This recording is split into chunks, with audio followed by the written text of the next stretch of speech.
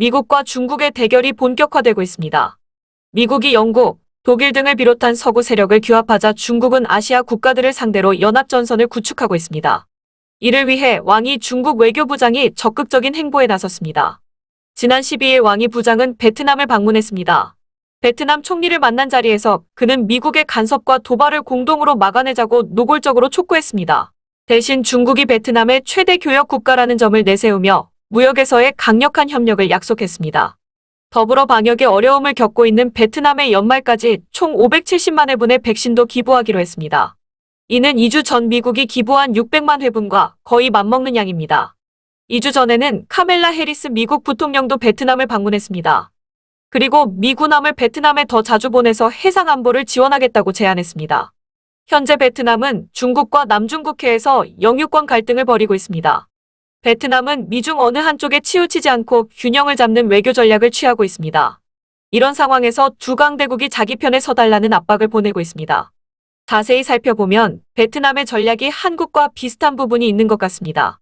왕이 중국 외교부장은 이번 주 화요일에는 우리나라를 방문하여 수요일 서울에서 한중 외교장관 회담을 개최할 예정이라고 밝혔습니다. 한국에 와서 어떤 이야기를 할지 살펴보기 전에 중국의 아시아 내 스탠스를 확인할 수 있는 사건을 하나만 살펴보겠습니다. 중국은 아시아의 대부분 국가들과 중립적인 관계를 이어가고 있습니다. 그런데 굉장히 사이가 좋지 않은 두 나라가 있습니다. 인도와 일본입니다. 두 나라 모두 미국과 쿼드 동맹을 맺고 있습니다.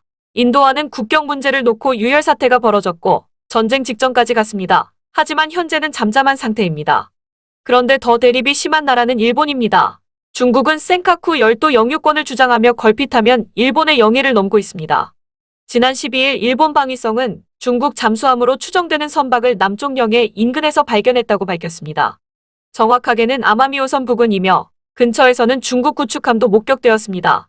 일본 방위상은 참모들에게 정보 수집과 경계 감시 태세를 유지할 것을 특별 지시했습니다. 아마미호섬은 일본 규슈 남단에서 대만 사이에 배열된 열도 난세이 제도에 속하는 지역입니다. 난세이 제도에는 대규모 주일미군 기지가 위치한 오키나와 섬과 중의 영유권 분쟁 지역인 센카쿠 열도 등이 위치하고 있습니다. 일본에게는 전략적으로 가장 중요한 곳입니다. 일본 정부는 최근 몇 년간 중국 선박이 자국 영해와 분쟁 지역 인근 섬에 수차례 침범했다고 불만을 표시해왔습니다. 이는 두 나라의 관계가 회복하기 어려운 상태가 되어 간다는 의미입니다. 반면 중국은 한국을 향해서는 계속해서 구애의 목소리를 내고 있습니다. 한국을 자신들의 편으로 끌어들이기 위해 혈안이 되어 있습니다. 이번 14일 왕이 부장이 한국을 방문합니다. 그런데 공교롭게도 같은 날 도쿄에서는 한미 북핵 협상 수석대표 협의가 열립니다.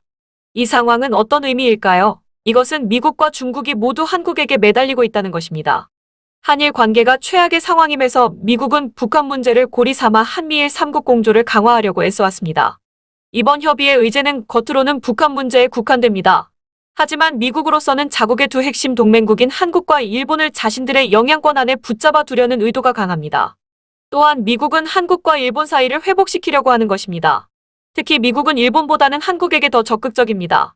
일본은 대놓고 자신들의 편에 들지만 한국은 중국을 더 의식하고 있기 때문입니다.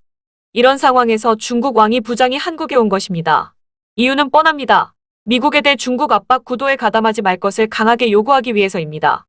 왕이 부장은 동아시아 4개국 방문 일정을 가집니다. 그중 첫 번째가 앞서 말한 베트남이고 두 번째는 한국입니다. 이는 굉장히 전략적인 순서입니다. 그중 두 번째가 가장 중요합니다. 베트남에서의 강력한 발언을 통해 한국에 간접적인 메시지를 보낸 것입니다.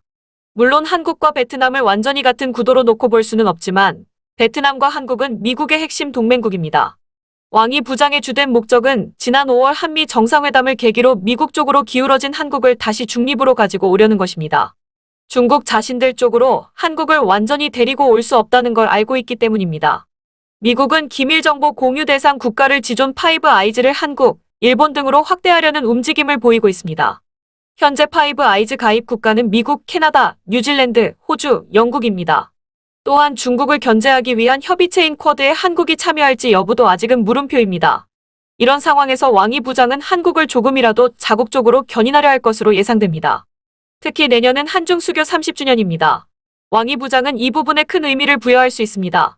중국은 미국의 압박 구도에 한국이 동참하지 말 것을 요구하는 동시에 추가적으로 몇 가지 문제에 대한 지지를 요구할 것으로 보입니다. 신장, 티베트, 홍콩, 대만, 아프가니스탄 문제입니다. 현재 미국과 중국의 입장이 첨예하게 대립하고 있습니다. 한국은 이번이 외교 무대에서 굉장히 중요한 시기가 될 것으로 보입니다.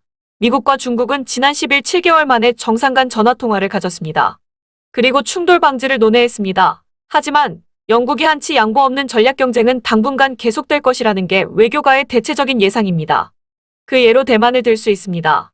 대만이 드디어 유사시 중국을 공격할 수 있는 장거리 지상 공격용 미사일 슬래미알 135기의 구매를 확정했습니다.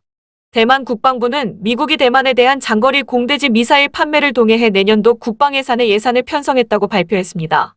네, 미국이 대만에 무기를 팔았다는 것입니다. 슬래미알 공대지 미사일은 대함 무기인 하푼의 적외선 영상장치와 GPS 기능을 추가하여 주 야간 목표물을 정교하게 공격할 수 있는 유도탄입니다. 사거리는 278km, 정확도는 3m에 달하며 콘크리트 1.2m를 관통할 수 있습니다. 대만이 보유 중인 F-16 전투기에 장착이 가능해 유사시 상공에서 중국 본토의 목표물이나 해상의 중국 군함을 향해 발사가 가능합니다. 이번 슬래미알은 미국이 처음으로 대만의 중국의 방공망 바깥에서 발사 가능한 공대지 정밀 타격 유도무기를 판매하는 것입니다. 이렇게 어지러운 상황에 중국 왕이 부장이 한국을 방문한다는 건 시사하는 바가 큽니다. 한국이 현명하게 대처해야 할 때입니다. 한국의 핵심 우방은 미국이지만 중국을 버릴 수는 없기 때문입니다. 계속 지켜보겠습니다. 오늘도 끝까지 영상 시청해주셔서 감사드리며 여러분들의 구독과 좋아요는 영상 제작에 큰 힘이 됩니다. 이상 이슈TV였습니다.